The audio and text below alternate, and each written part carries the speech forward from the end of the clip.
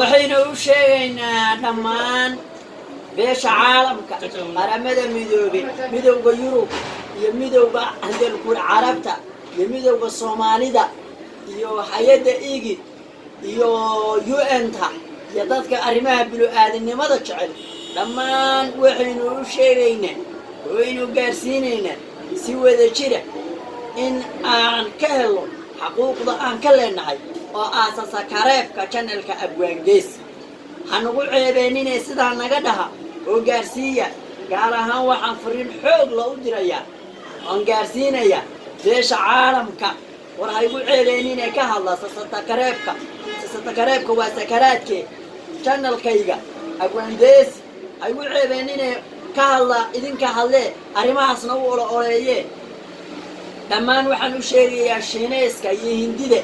Shiinayska indhayarta Hindida hadal quraan farta dhammaantood iyo hadal quraan yahay Oromada way badan yihiin dadka badan baynu soo qaadanaa iyo Soomaalidu iyaduna la marwani kaga dadka ugu badan ku jiraan anugu ceebeenine waydankaas naga saara